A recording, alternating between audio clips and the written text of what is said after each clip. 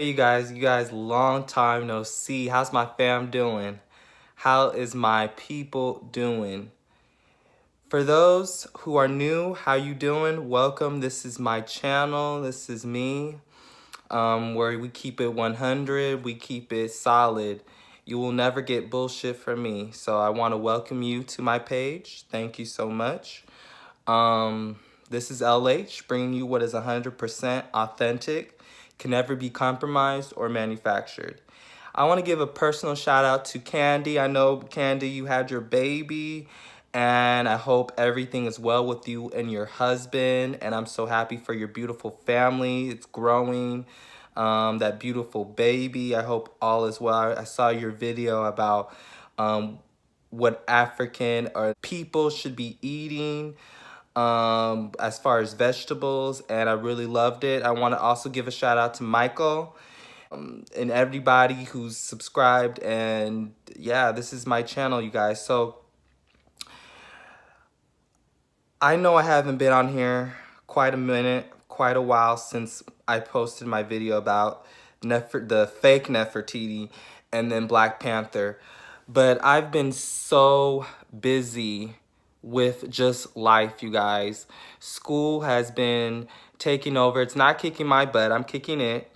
But I've just been so busy with a lot of my goals and plans that I have coming up spring. And I don't know, you guys, I have something I'm working on for May, you guys, and I'm telling you, if this comes through, it's going to be big. I'm gonna let you guys find out, but I'm gonna know about that in the end of this month. So I don't want to give too much detail about that unless I know it's for sure. But you guys just check that out. Check that out at the end of the month. I'm gonna give you an updated video. But yeah, you guys, what I want to talk about today is just some things that have just been on my mind. And they kind of tie in together. So yesterday I had class, and my teacher, who's very prominent in Atlanta, and he's on a lot of news. I think he was on The Root, and I think he's been on a lot of platforms. He's been on many. He actually helped campaign for Keisha Lance Bottom, who was our mayor now. And he's done a lot of campaigning for her. So I'm very honored to have a professor like that.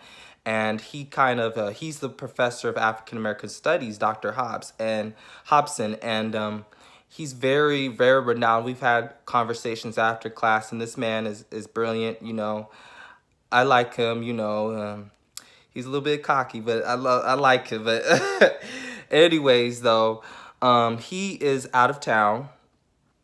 I had a teacher assistant who was phenomenal. She was phenomenal in getting our class to have open dialogue.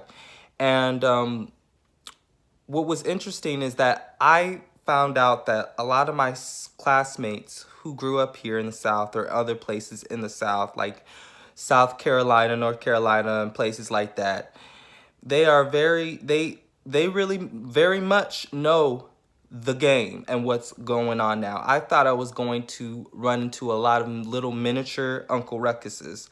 But anyways, in our African American class, there was a lot of things that were brought up, and one of them we were talking about African spirituality and Afrofuturism. And in African futurism, the aspect of African futurism is like looking to ways of innovation for Africans and technology in the future. And if you paid attention, that's exactly what Black Panther was about. And so we had that discussion. We talked about a form of African spirituality which originated through Haiti and going back to Africa with the Yoruba and translating into parts of Haitian culture and then Creole culture, which is all my cultures. They're just down the line. Originally it's African, then it became Haitian, then Creole, because Creole, a lot of Creoles have Haitian blood. Let's just keep it real.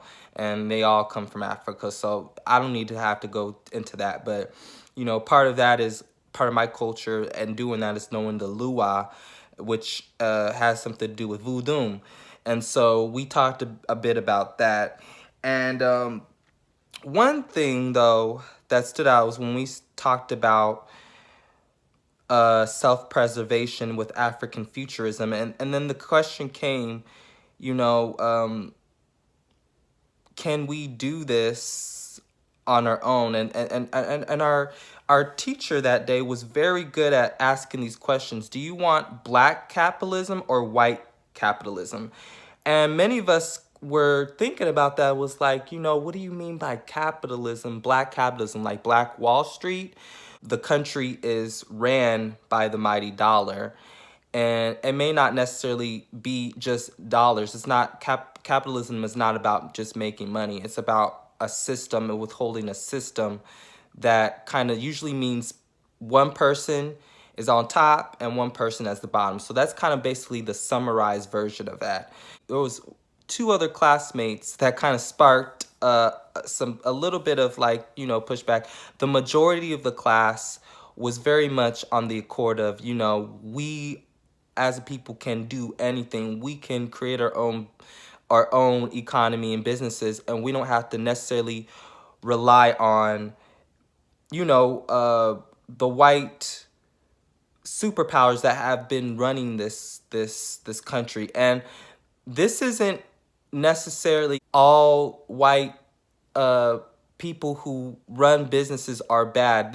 But systematically, when you have the mainstream society who's predominantly white, who has used the world and controlled the world and colonized the world, it's not good for the world or society, even for the white people who don't necessarily want that type of system. It's oppressive to everybody. It's very oppressive.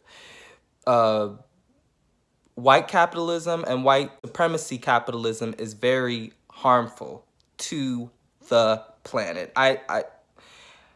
If you real, you know exactly what I'm talking about.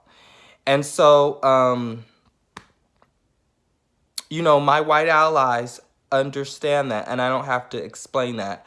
Anybody, my black people, my real black people who understand that, anybody that's a human being understands. It sparked a lot of good debates in our classroom, and a lot of people that I normally wouldn't have heard from talked, and this was something very new. There was one thing that one student brought up that did not sound right. She was like, well, I think we need white people to be able to do to get somewhere in life. We need white people to be able to, and there was a lot of pushback from that. And when people in my class started to kind of combat that and say, well, I don't think that is something that is substantial to say, that we need white people to be able to be good. We can be good on our own. And she kept defending that and saying, well, I didn't say that like that, but it's exactly what she said. And, I'm not saying that the young lady is an Uncle Ruckus, because, there's always going to be an Uncle Ruckus. There was I was watching a Vice show, and there was this man from Alabama talking about, he was a Republican, and he loves Trump, and, black people. It's unfortunate that he's black, and it was very sad. I'm going to leave that video in the bottom, in my description, on the bottom, you guys. But, she can articulate what she meant, but it did not sound right. But she did mean that. I think she did mean that. Or there was a few of my white classmates I think she was trying to make comfortable. But anyways, it was good to see that for the most part, us, the young generation, we're not fucking in the sunken place. We understand how important it is to be self-sufficient, I think. And a lot of us are growing out of this brainwashed mindset that we have been conditioned to take in. And so it's very good. I like to give you guys some positivity on my videos from time to time, because I just want to give a fair representation of everything. And I just saw that in my class yesterday, and I was so happy to see that a lot of us aren't um, looking crazy and very much, for lack of better words, lost and not understanding the importance of self-preservation and Black economics. So I just want to leave you guys with that. Another thing too is recently I had to go through a lot of cleansings out of feelings, certain feelings, people, and things.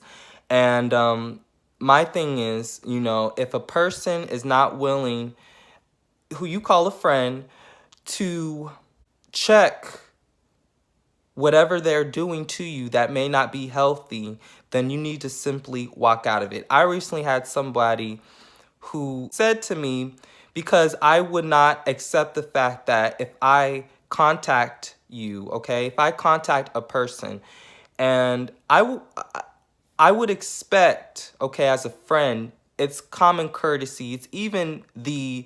It shows me that you actually care enough to respond to me in a healthy manner, in a timely fashion. And so I had a friend that when I asked about something, and it was a legit question about some upcoming things, granted it was Wednesday night, you're busy, that's fine.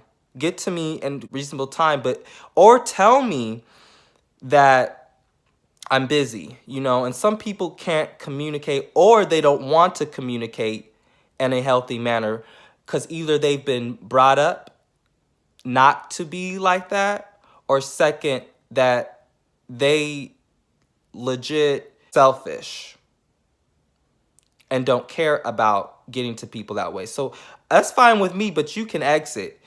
I don't need somebody like that in my life, okay?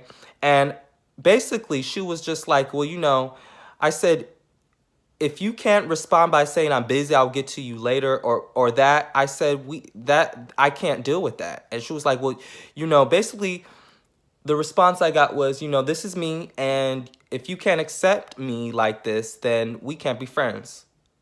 What do you think I said? I said, yes, we cannot be friends. I will not accept anything less from a so-called person that I call a friend. You have to be able to communicate healthy to me. This is in any relationship. This is a friendship, family, and definitely a romantic relationship, okay? You had better communicate to me in a healthy fashion and let me know something rather than letting somebody come to their own conclusions. No one should ever have to come to their own conclusions, because when I have to come to my own conclusions, that means I made up my mind and I'm just not gonna fuck with you. So that's my point, you guys. I want you guys to understand, when you go into these relationships, you have to ask what you want out of the relationship. You have to know and make sure that you communicate to that person. They have to communicate what they want. And if you're willing to do that, by all means, you can be friends, but never settle for less.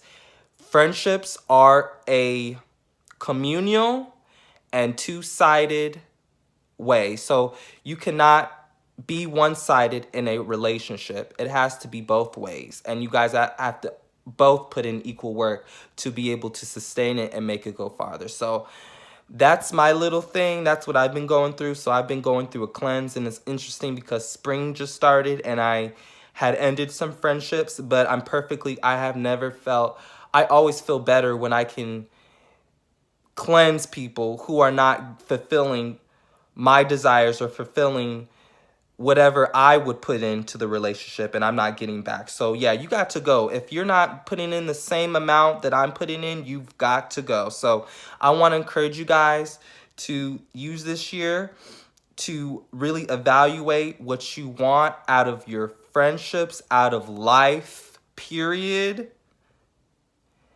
and out of yourself, and really reevaluate these things and ask these questions. And also have this dialogue with people and talk about these things so they can be put on the table. So you guys, I have to go. I hope you guys are doing well. Good that I could talk to you guys later. Peace and love, and stay true to yourself, you guys. All right, talk to you guys later.